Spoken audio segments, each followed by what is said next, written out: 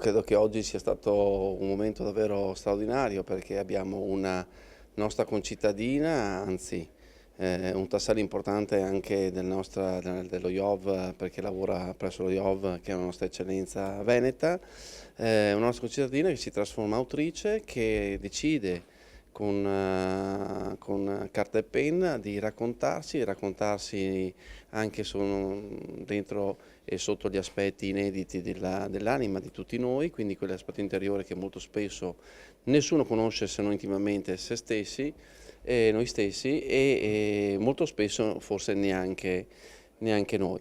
Lei l'ha fatto, ha voluto mettere a nudo esperienze, ricordi, emozioni, raccontare magari anche quelle situazioni che magari si pensano, si nutrono all'interno del nostro interiore, ma che non raccontiamo neanche alle persone più vicine e che molto spesso magari non vediamo neanche comprese. Ecco, lei l'ha fatto, un'autobiografia che in verità poi è un racconto di tanta esperienza, ma che di fatto forse racconta l'esperienza di tanti di noi però Paola oggi è riuscita a tirare fuori e che mai può essere anche un'esperienza per tanti altri. Ecco, dunque l'invito è per la presentazione ufficiale del libro che avverrà ad Abano Terme. Oggi mi ha fatto la conferenza stampa, la presentazione ufficiale ci sarà giovedì 3 luglio, ore 18, presso il CRC di Abano Terme,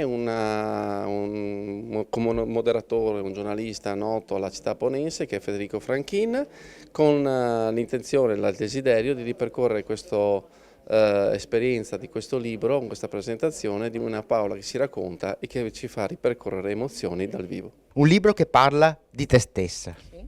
Allora, il riscatto della mia vita, il messaggio che voglio dare è, ma sia ai maschi che alle femmine, voletevi bene, e pensate a voi e poi darete molto di più anche agli altri.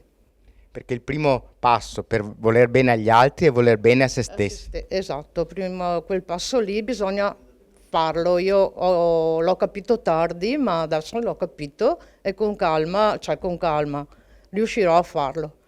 Grazie. Non è facile, ma ci riusciamo.